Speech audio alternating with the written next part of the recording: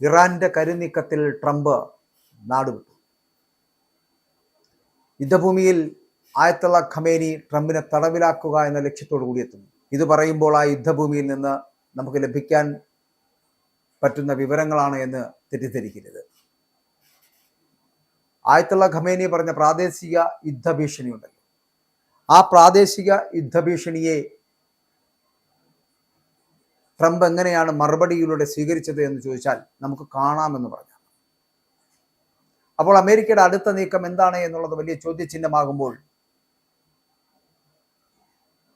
ആ ചോദ്യത്തിനുള്ള ഉത്തരമാണ് ഇറാന്റെ കരുനീക്കത്തിൽ ട്രംപിന് നാട് വിട്ടു പോകേണ്ടി വരുന്ന സ്ഥിതിവിശേഷം ഉണ്ടാകുമെന്നുള്ളത്.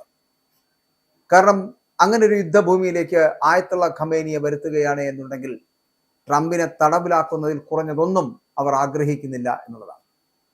ഇറാന്റെ കാര്യത്തിൽ ഡൊണാൾഡ് ട്രംപിന്റെ അടുത്ത നീക്കം എന്താണ് എന്നത് ഇപ്പോഴും അവ്യക്തമാണ്. ഒരു കരാറിലെത്താൻ സാധിക്കുമെന്നുള്ള പ്രതീക്ഷ പ്രകടിപ്പിക്കുമ്പോഴും സൈനിക നടപടിക്കുള്ള സാധ്യതകളും അമേരിക്കൻ പ്രസിഡന്റ് ഡൊണാൾഡ് ട്രംപ് തള്ളിക്കളയുന്നില്ല.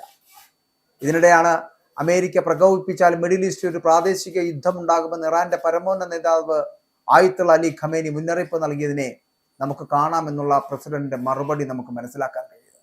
ഒരു കരാറിൽ പ്രതീക്ഷയുണ്ട് എന്ന് പറഞ്ഞ് എന്നാൽ ഇറാനെതിരായുള്ള സൈനിക നീക്കങ്ങൾ ഒഴിവാക്കേണ്ടതില്ല എന്ന് പറയപ്പെടുമ്പോഴും യുദ്ധം ആ ഇറാന്റെ തീരങ്ങളിൽ തന്നെ എത്തി നിൽക്കുന്നു എന്നുള്ളതിന്റെ സൂചനയാണ്.